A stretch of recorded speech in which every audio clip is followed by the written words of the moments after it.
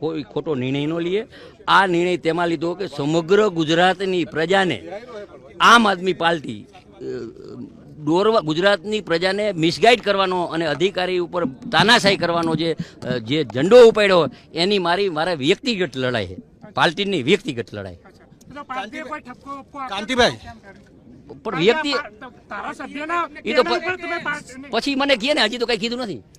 કાંતિભાઈ કેટલા સમર્થકો હશે અત્યારે તમારી? મેં કોઈ ફોન જ નથી કર્યો, પણ કેટલા એ કાંઈ જોઈ લ્યો ને તમે બધું। તો આપણે કાંતિભાઈ અહીંયા વિધાનસભામાં આવી રીતે બેસવાની કોઈની મંજૂરી લીધી છે ખરી?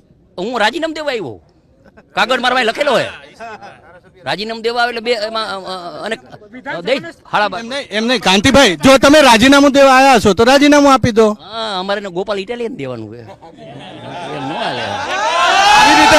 કાંતિભાઈ આવી રીતે વગર મંજૂરીએ આવવું, સમર્થકો સાથે વગર મંજૂરીએ બેસવું એક ધારાસભ્ય તરીકે કેટલું વ્યાજ? હું અહીંયા મારો લેટર લઈને આવ્યો હું, રાજીનામું દેવા આવ્યો હું। પેલા સાંભળો, કોઈ પણ ચૂંટણી પંચનો નિયમ હોય છે, ચૂંટણી પંચનો અધ્યક્ષને પાવર હોય છે, અમે કાગળ લઈને જવાનું હોય, એમાં શપથ લેવા જાય તો પ્રજા જાય અને રાજીનામું, આ પેલો કિસ્સો હોય રાજીનામું દેવું જોઈને મારા ભેગા આવ્યા છે।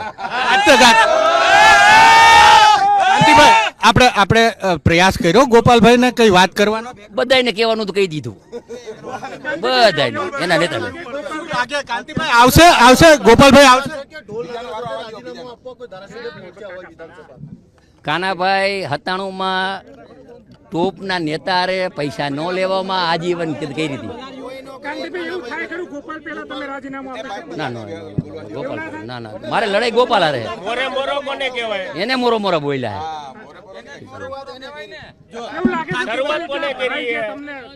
એ તો હવે હું ભરાઈ ગયો, હું માને નહીં એ ભરાઈ, જે ભરાઈ પોતે હાચા।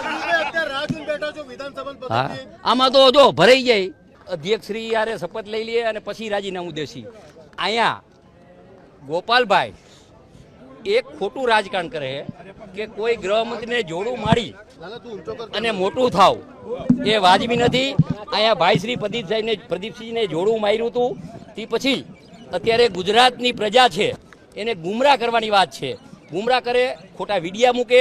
એમાં મોરબીમાં થોડી ઘણી તકલીફ છે, હું સ્વીકારું છું, એ કામ ચાલુ થઈ ગયું છે અને આવતા શનિવારે ખૂબ જ મોટા